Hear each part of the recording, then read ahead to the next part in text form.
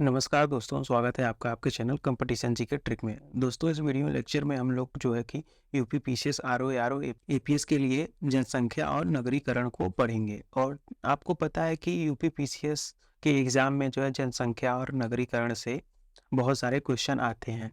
तो इसमें हम जो है कि उत्तर प्रदेश की जनसंख्या और नगरीकरण के बारे में पूरा डिटेल में जानकारी लेंगे और एक-एक करके देखेंगे। और यह वीडियो हमारा जो है घटना चक्र पर आधारित होगा। तो चलिए हम वीडियो को स्टार्ट करते हैं। तो देखिए, हमारा जो सबसे पहला क्वेश्चन है वो कह रहा है कि जनसंख्या वृद्धि के स्वरूप को एक दीर्घ कालावधि में घटित क्रमिक परिवर्तन को क्या कहते हैं? तो इसे क्या कहते हैं? जनसंख्या संक्रमण। तो जो एक दीर्घ कालावधि में घटित क्रमिक परिवर्तन होता है उसे क्या कहते हैं? जनसंख्या संक्रमण। और यह क्वेश्चन जो है कि यूपी पीसीएस आरओ प्री 2016 में पूछा गया था। अब अगला क्वेश्चन देखिए, हमारा कह रहा है कि निम्नलिखित कथनों पर विचार कीजिए। कथन ए कह रहा है भारत की जनगणना हर 10 वर्ष में की जाती है। तो यह बात बिल्कुल सही है। आपको पता है कि भारत की जनगणना जो है हर 10वें साल में की जाती है और पिछली जनगणना जो थी वो 2001 से 2011 वाली थी। तो 10 साल हुए। अब दूसरा देखिए, कारण आर कह रहा है कि 10 वर्ष की अवधि के दौरान भारत की जनसंख्या अधिकांश अपरिवर्तित रही है। तो कह रहा है कि 10 वर्ष की अवधि के दौरान भारत की जनसंख्या जो है अधिकांशतः अपरिवर्तित रही है। तो ये बात तो गलत है, अपरिवर्तित नहीं रही है, बढ़ी ही है। तो ये बात गलत है। तो कथन ये सही है, आर गलत है। तो इस हिसाब से हमारा आंसर जो है सी हो गया। यह भी क्वेश्चन देखिए आरओआर 2016 के प्री में पूछा गया। तो आप मान के चलिए कि यहाँ से जो है जनसंख्या और नगरीकरण से कुल आपको कितने क्वेश्चन देखने को मिलेंगे। तो यहाँ से आप मान के चलिए 5 से 8 प्रश्न आपको हर साल देखने को मिलते हैं। तो यह भी देखिए पांचवा क्वेश्चन भी 2016 का ही है। अब अगला क्वेश्चन देखिए, कह रहा है 2011 की जनगणना के लिए निम्नलिखित में से कौन सा आदर्श वाक्य प्रयोग किया गया था? तो जो 2011 की जनगणना थी उसके लिए आदर्श वाक्य क्या था? तो वो था, हमारा ऑप्शन डी सही है, आवर सेंसस आवर फ्यूचर। तो इसका जो आदर्श वाक्य था वो क्या था? Our census our future. अब आगे देखिए, निम्नलिखित कथनों पर विचार कीजिए। कथन ये कह रहा है उत्तर प्रदेश देश में सबसे अधिक जनसंख्या वाला प्रदेश बना हुआ है। यह बात एकदम सही है। बिहार, पश्चिम बंगाल, महाराष्ट्र क्रमशः अवरोही क्रम में उसके नीचे हैं। तो ऐसा तो नहीं है। यूपी के बाद बिहार, पंजाब, पश्चिम बंगाल और महाराष्ट्र नहीं है। तो यह बात गलत है। तो देखिए, यह बात गलत है। इसका सही क्रम क्या है? सबसे पहले क्या है? उत्तर प्रदेश, फिर उसके बाद क्या है? महाराष्ट्र, फिर उसके बाद जो है बिहार है, फिर जो है चौथे नंबर पे कौन सा है? वेस्ट बंगाल है, पश्चिम बंगाल।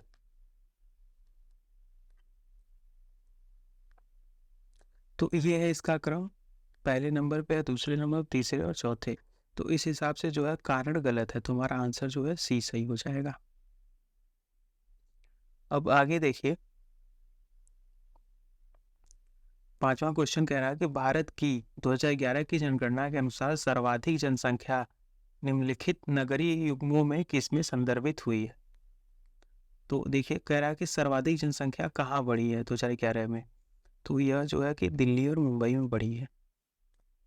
2011 की जनगणना के अनुसार निम्नलिखित में से किस राज्य में अनुसूचित जनजाति की संख्या सर्वाधिक है? तो यह देखिए मध्य प्रदेश में जो है एसटीज की संख्या सबसे हाईएस्ट है। अब आगे देखिए, 2011 की जनगणना के अनुसार अनुसूचित जनजाति की संदर्भ में निम्नलिखित में से राज्यों का आरोही क्रम व्यवस्थित कीजिए। और यह क्वेश्चन जो है प्री 2021 का है, आरोही। तो देखिए इसका आंसर हमारा जो होगा डी सही होगा। अरुणाचल प्रदेश, मिजोरम, नागालैंड, मेघालय, ये इसका जो है सही क्रम है, आरोही क्रम। अब आठवां क्वेश्चन देखिए, कह रहा है कि भारत में जननांकीय इतिहास में महाविभाजन वर्ष है। तो यह जो है कि 2021 का है। अब ये जो कह रहा है कि जननांकी इतिहास में महाविभाजन वर्ष का मतलब क्या है? तो ये जो 2021 का ग्रोथ था जनसंख्या, वो नेगेटिव ग्रोथ था। कितना था? -3.1%। तो इसका क्या था? -3.1% था। और इसका कारण था क्योंकि यह जनगणना जो हुई थी वो क्या थी? तो देखिए 1911 से 1921 के बीच में थी, और इसी बीच आपको पता है कि वर्ल्ड वार 1 हुआ था। तो बहुत बड़ी संख्या में लोगों की मृत्यु हुई थी। तो इसीलिए इसमें क्या है कि इसको महान विभाजन वर्ष कहा जाता है। अब आगे देखिए, निम्नलिखित युग्मों में कौन सा एक कथन सही सुमेलित नहीं है? तो कह रहा है इसमें से कौन सही सुमेलित नहीं है? तो देखिए, भारत में लिंगानुपात, एक तरफ दिया है जनगणना का वर्ष और दूसरी तरफ लिंगानुपात। तो ये भारत का लिंगानुपात की बात कर रहा है। तो देखिए, सब कुछ सही है, लेकिन ये जो 2011 की है ये गलत है। 1951 में 946 थी, सही है। और 1971 में 930 था, 1991 में 997 था, लेकिन ये 2011 में जो है, तो ये जो 2011 में इंडिया का सेक्स रेशियो है ये 925 नहीं है, कितना है? 943 है। तो ध्यान रखिएगा। अब आगे चलिए, 10वां क्वेश्चन कह रहा है कि जनगणना 2011 के अंतिम आंकड़ों के अनुसार भारत की जनसंख्या में स्त्रियों का प्रतिशत कितना है? तो यह देखिए 48.46% महिलाओं का, बाकी जो बचे वो पुरुष है। अब आगे देखिए, वर्ष 2011 की जनगणना में निम्नलिखित में से किस राज्य की जनसंख्या में कमी आई? तो देखिए, सारे जनसंख्या में वृद्धि हुई थी, लेकिन एक राज्य था जिसमें कमी आई थी, वो कौन सा है? नागालैंड। निम्नलिखित में से किस राज्य का लिंगानुपात राष्ट्रीय औसत से ऊपर है? तो यह झारखंड है। इसका लिंगानुपात जो है राष्ट्रीय औसत से ऊपर है। तो अभी हमने लिंगानुपात देखा, इंडिया का लिंगानुपात कितना है? 943। तो ये 943 से झारखंड का ऊपर है। अब देखिए, भारत की वर्ष 2011 की जनगणना के आधार पर निम्नलिखित में से किस राज्य में जनसंख्या घनत्व उच्चतम था? तो ये जो है कि पॉपुलेशन डेंसिटी की बात कर रहा है, किसमें हाईएस्ट है? तो देखिए, यह बिहार जो है इसमें हाईएस्ट है। अब आगे देखिए, 2011 की जनगणना के अनुसार भारत के निम्नलिखित किस राज्य में अनुसूचित जाति की संख्या 0 है?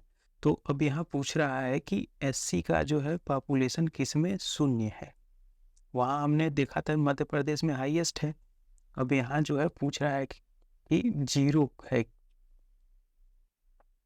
तो यह जो है नागालैंड है। यहाँ अनुसूचित जाति की जो है संख्या 0 है।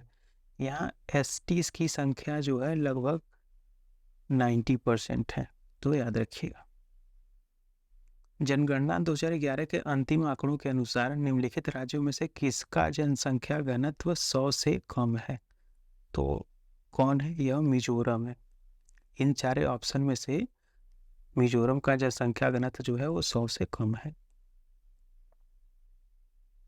अब देखिए, जनगणना 2011 के अनुसार निम्नलिखित राज्यों के जनसंख्या घनत्व के संबंध में सही आरोही क्रम है। तो देखिए, जनसंख्या घनत्व की बात कर रहा है, तो यह ऑप्शन हमारा डी है। गुजरात है, कर्नाटक है, आसाम है, फिर हरियाणा।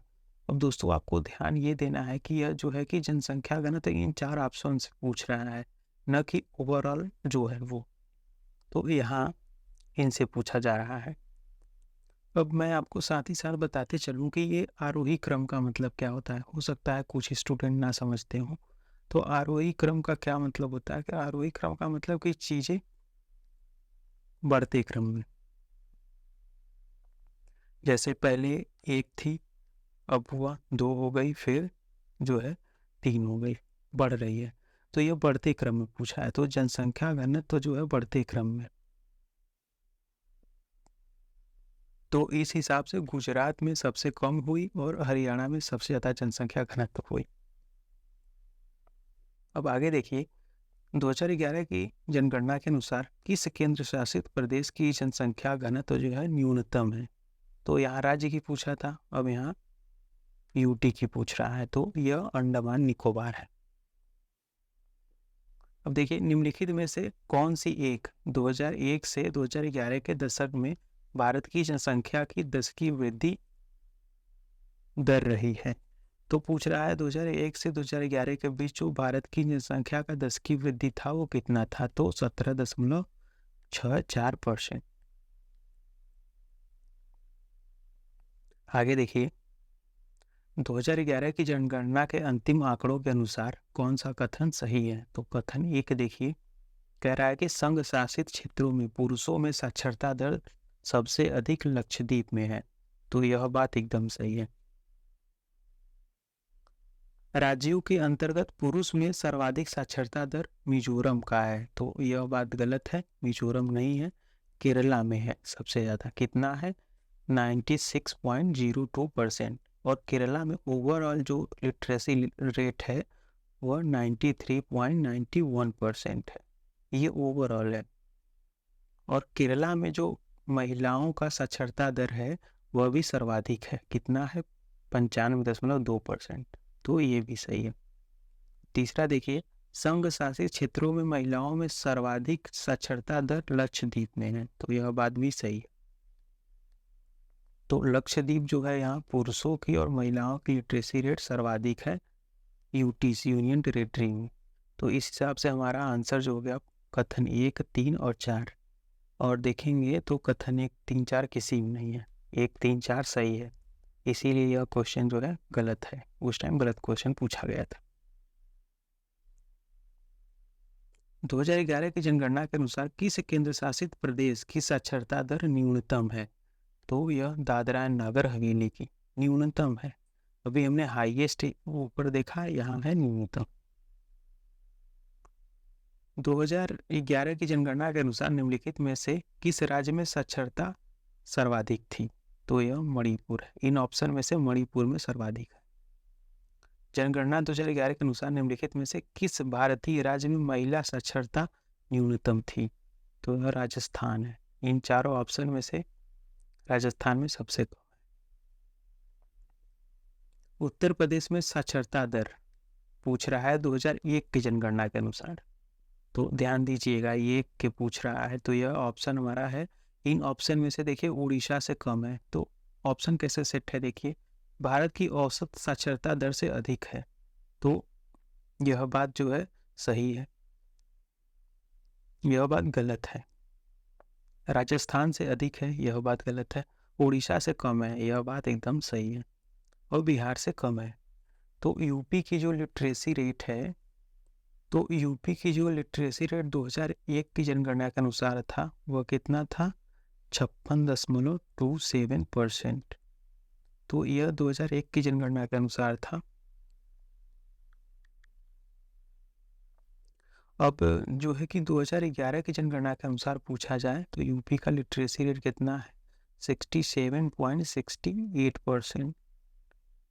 तो ध्यान दीजिएगा लगभग 10-11% बढ़ा है, तो इसको भी आप याद रखिए कि यूपी का लिटरेसी रेट जो है एक दशक में लगभग 11% बढ़ी है। भारत में न्यूनतम यौन अनुपात, इसको जो है लिंग अनुपात पूछ रहा है, सेक्स रेशियो, जिस केंद्र शासित प्रदेश में पाया जाता है वह है, न्यूनतम पूछ रहा है, तो दमन एंड दीव, अभी हमने देखा ऊपर। 2011 की जनगणना के अनुसार किस केंद्र शासित प्रदेश का लिंग अनुपात न्यूनतम है, तो यह दमन एंड दीव, फिर से रिपीट हुआ। किस जनगणना वर्ष में भारत में लिंगानुपात 946 था, तो यह क्वेश्चन हमने एकदम स्टार्टिंग में ही देखा था जिसमें मैच द फॉलोइंग वाला था, तो उसमें 1951 था। और वर्तमान में कितना है? 943। अभी भी देखिए यह जो उस टाइम के बराबर नहीं है, मतलब आज़ादी के बाद हमारा लिंगानुपात कितना अच्छा था, अभी देखिए कितना कम है। केरल में जनसंख्या घनत्व बहुत कम है, यह बात एकदम सही है, जनसंख्या घनत्व बहुत कम है। केरल की साक्षरता दर बहुत अधिक है, यह बात सही है। तो ये दोनों बात तो सही है, लेकिन यह जरूरी नहीं है कि साक्षरता दर बहुत अधिक होने से घनत्व कम है। तो ऑप्शन हमारा बी सही है। 2011 जनगणना के अंतिम आंकड़ों के अनुसार 7 वर्ष एवं उससे अधिक आयु के पुरुष महिलाओं में किस राज्य में संख्या अधिक है? तो देखिए, बिहार में, यूपी में, महाराष्ट्र में, बंगाल में। तो यह सब सही है। राष्ट्रीय जनसंख्या नीति सन 2000 के अंतर्गत एक लक्ष्य था वर्ष 1945 तक जनसंख्या में स्थिरता प्राप्त कर लेना। अब वह लक्ष्य क्या है? तो लक्ष्य अब जो है वो 2070 का है। निम्नलिखित सर्वाधिक जो है लिंगानुपात 2011 जनगणना के अनुसार वाले राज्यों का जो है सही अनुक्रम अवरोही क्रम में लगाइए। तो अब यहाँ देखिए अवरोही क्रम पूछ रहा है, मतलब कि यह क्या है, घटते क्रम में लगाना है। तो सबसे ज़्यादा वाला, फिर सबसे कम वाला, ऐसे। तो इसका आंसर हमारा जो है ये होगा। अब यहाँ आप देख सकते हैं कि अगर सेक्स रेशियो पूछा है तो केरल में तो सबसे ज़्यादा है, तो हमने देखा।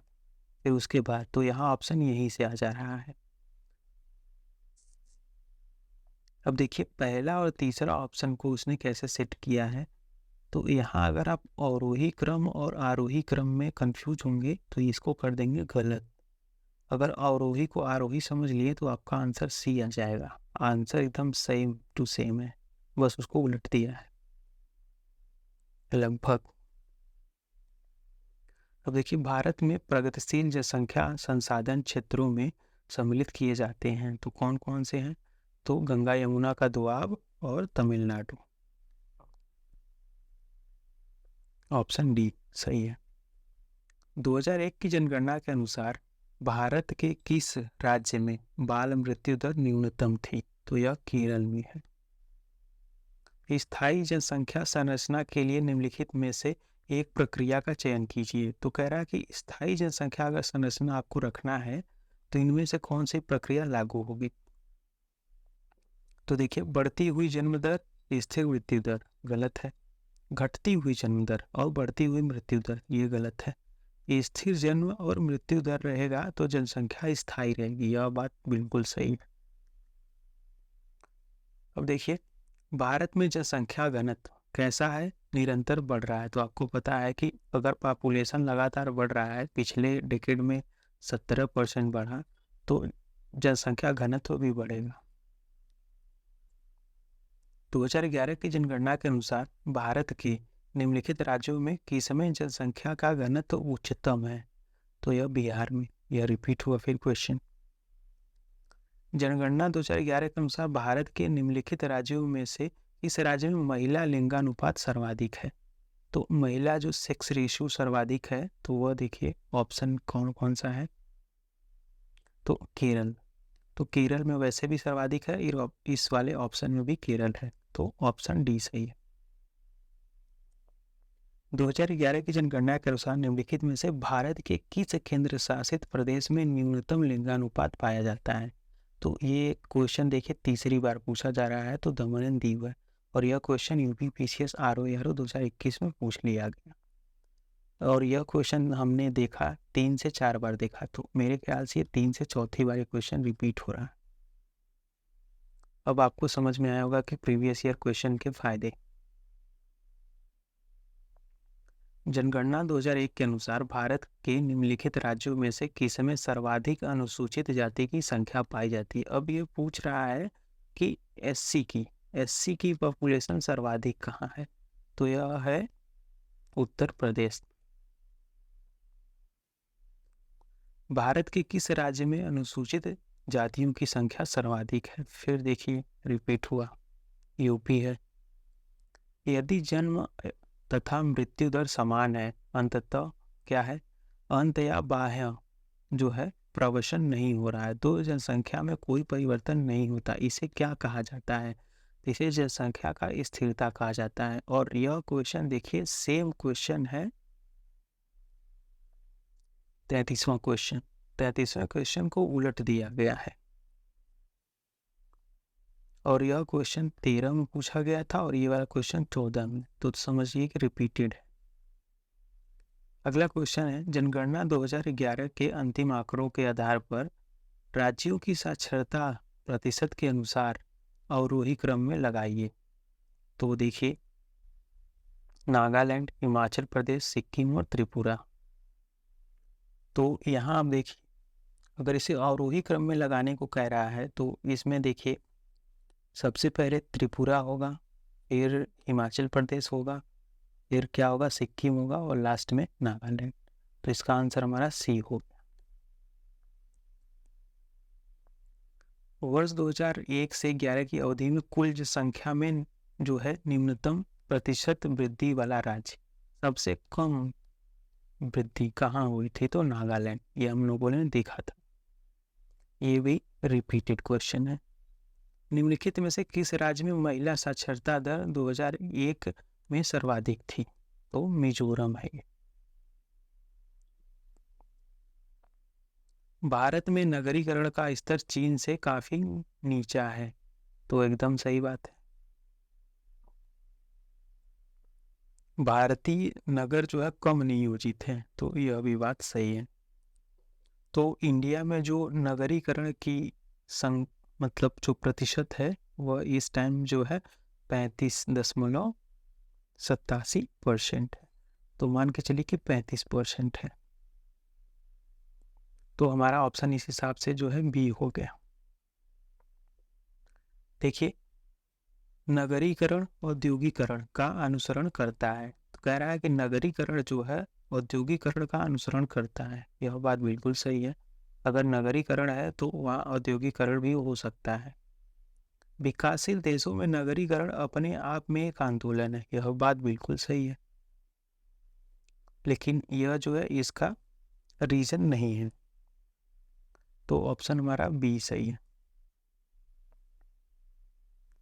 2011 की जनगणना के अनुसार भारत में जनगणना नगरों की कुल संख्या है। तो यह कितना है? 3894। वर्तमान वृद्धि दर के अनुसार भारत की शहरी आबादी वर्ष 2030 तक पहुंचने का अनुमान है। तो यह कितना अनुमान है? 575 मिलियन।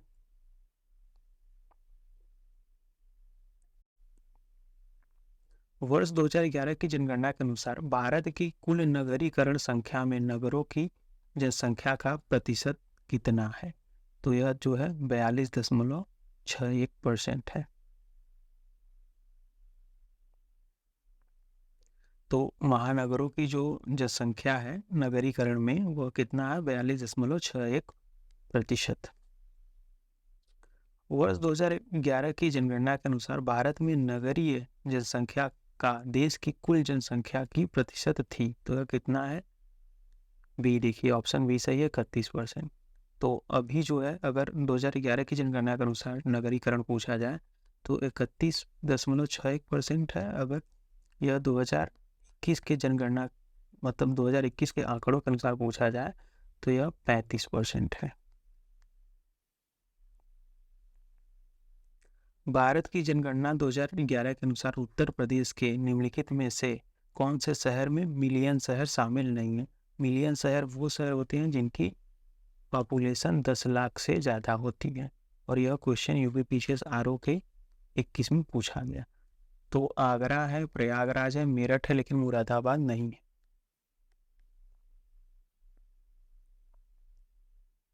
वर्ष 2011 की जनगणना के अनुसार निम्नलिखित में से कौन सा राज्य साक्षरता दर एवं नगरीकरण के स्तर में भारत में द्वितीय स्थान पर है? तो कह रहा है साक्षरता दर, लिटरेसी रेट और अर्बनाइजेशन में सेकंड स्थान पे है। तो यह कौन सा राज्य है? तो मिजोरम है।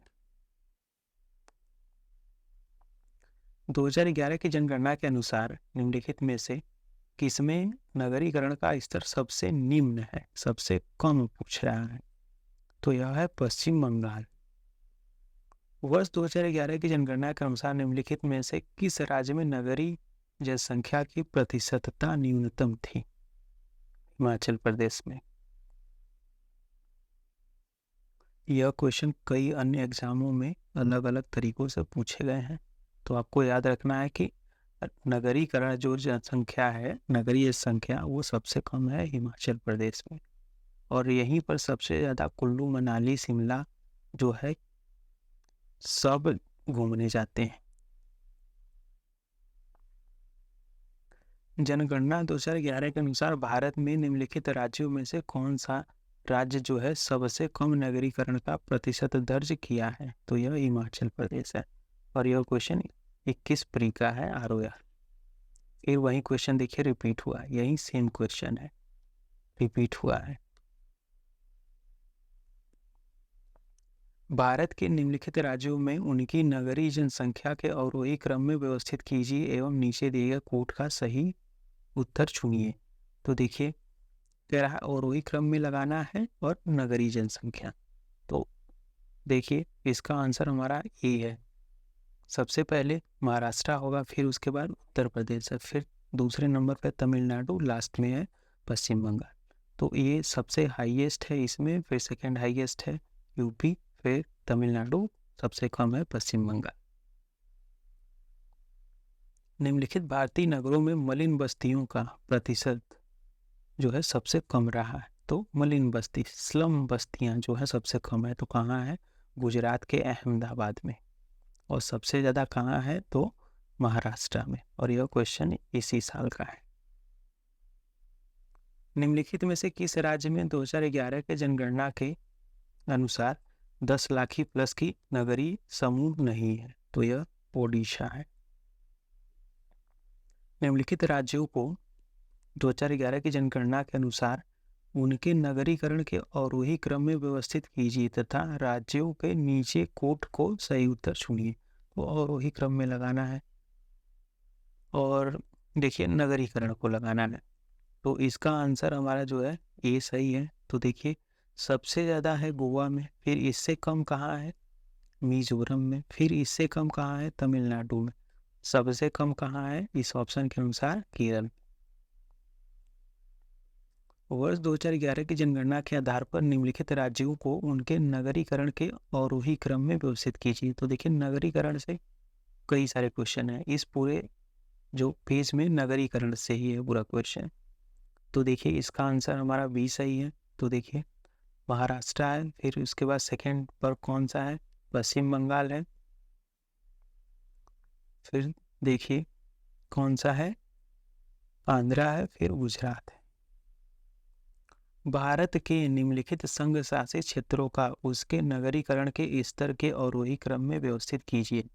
फिर से नगरीकरण पूछ रहा है और अवरोही क्रम पूछ रहा है। तो देखिए आंसर हमारा बी है। दिल्ली है सबसे ज़्यादा, फिर उसके बाद चंडीगढ़ है, फिर जो है लक्षद्वीप है और दमन दीव है। अब देखिए भारत के निम्नलिखित राज्यों को उनकी नगरीय जनसंख्या के आरोही क्रम में, अब यहाँ आरोही क्रम पूछ रहा है, व्यवस्थित कीजिए।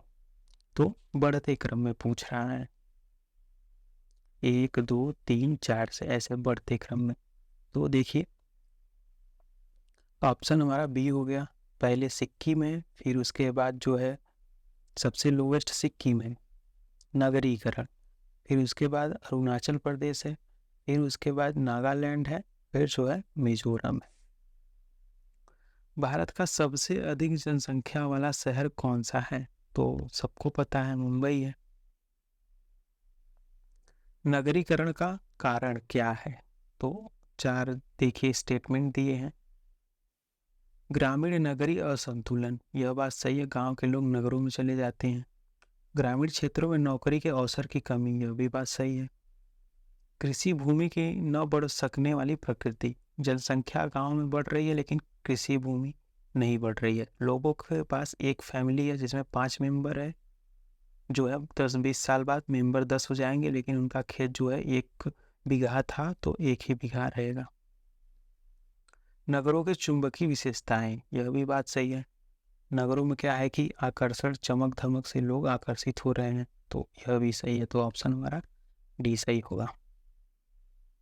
अब अगला हमारा क्वेश्चन देखिए, बढ़ता हुआ नगरीकरण उत्पन्न करता है। तो कह रहा है कि नगरीकरण बढ़ने से क्या क्या प्रॉब्लम होती है। मेट्रोपॉलिटन नगरों की मलिन बस्ती संख्या में वृद्धि, एकदम सही बात है।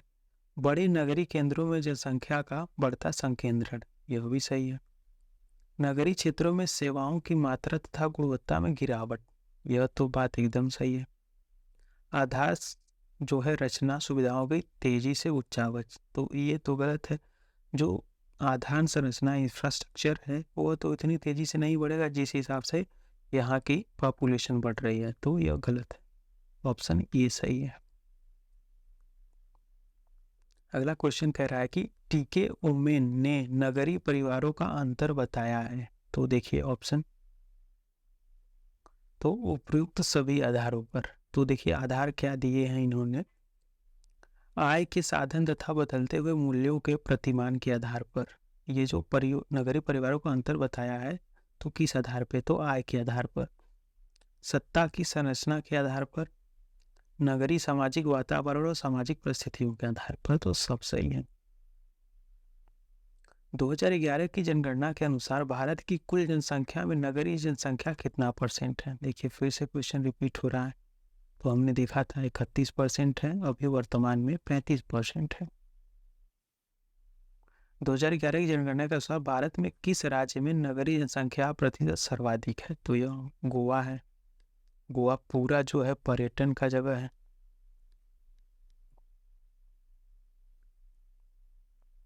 दो 2011 की जनगणना के अनुसार भारत की जनसंख्या विश्व की जनसंख्या का कितना प्रतिशत है, तो यह 17% है। और भूमि की बात की जाए तो यह 7% है लगभग। विश्व जनसंख्या दिवस कब मनाया जाता है, तो 11 जुलाई को। दक्षिण एशिया के निम्नलिखित देशों के प्रतिशत नगरीकरण निम्नलिखित में से अवरोही क्रम में सही कोट लगाइए। तो देखिए, तो हमारा आंसर जो है वो बी है। तो यहाँ देखिए सबसे कम नगरीकरण जो है पाकिस्तान में है, फिर उसके बाद दूसरे नंबर पे है भारत, फिर जो है तीसरे नंबर पे बांग्लादेश, फिर है श्रीलंका। श्रीलंका छोटा सा देश है और यहाँ नगरीकरण काफी अच्छा है इन सब देशों से। दक्षिण अमेरिका का सबसे घना बसा देश है। अब देखिए पॉपुलेशन में कहीं ना कहीं ये वर्ल्ड पॉपुलेशन भी पूछ लिया। तो दक्षिण अमेरिका का सबसे घना बसा देश कौन सा है, इक्वेडोर। निम्नलिखित में से किस देश में जन्म के समय जीवन प्रत्याशा सर्वाधिक है, तो यह है जापान। इसीलिए जापान के लोग ज़्यादातर बूढ़े हैं, क्योंकि यहाँ की जो जन्म समय सीमा है वो जीवन प्रत्याशा है अच्छा है।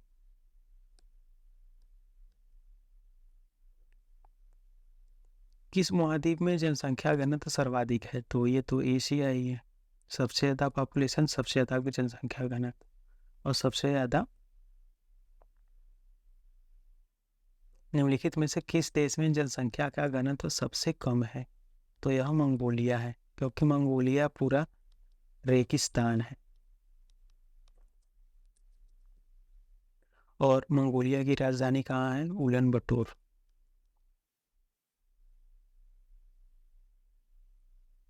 और मंगोलिया में रेगिस्तान जो है उसका क्या नाम है, तो टकला मकान। यह चाइना और मंगोलिया में ओवरलैप करता है। दक्षिण एशिया में वृद्ध जनसंख्या का सर्वाधिक प्रतिशत देश कौन सा है, तो यह श्रीलंका है। सबसे अधिक घना आबादी वाला सार्क देश, तो ये जो सार्क है,